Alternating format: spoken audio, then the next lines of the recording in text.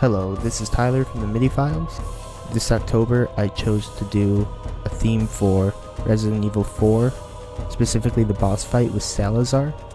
I chose this game and specifically this spot in this game because I remember watching my brother play through this when I was younger, and then later on playing through it myself. It's probably one of my favorite Resident Evil games, and definitely one that comes to mind when I think of the horror genre in video games. I wanted to keep it dark and intense, so for my piece I mainly have choir going and some strings going mainly the whole time, carrying it out, along with some orchestral percussion. Compositionally, I tried to mainly use minor chords, and if I did use major chords I tried to hide them or make them not very obvious, because at no point in this boss battle does it seem like there's a happy moment. It just seems really intense all the time.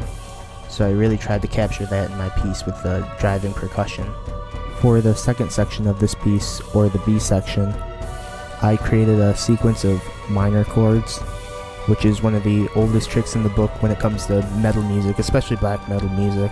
It just feels like it's constantly shifting keys, and I tried to create it in a way where it seemed like it was building up to a climax, and then it kind of breaks off again.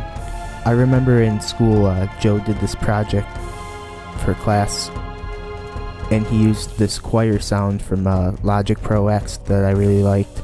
It was like this South African choir, so I took my original choir from the first time around and just swapped them out to give it a more haunting effect now that the choir was chanting something. And from there it just kind of loops. It's a pretty repetitive piece. It's a pretty short boss fight though. As far as mixing goes, I did a lot in preparation when I was creating it. I made sure that I panned everything left and right, so I had a violin on each side, a viola on each side, and each voice was split into two for left and right to give it a more full effect. I compressed all the drums in the back to kind of bring them out and forward more. I soaked the whole thing in reverb, basically to make it seem like it was being performed in a large concert hall, as most orchestration is.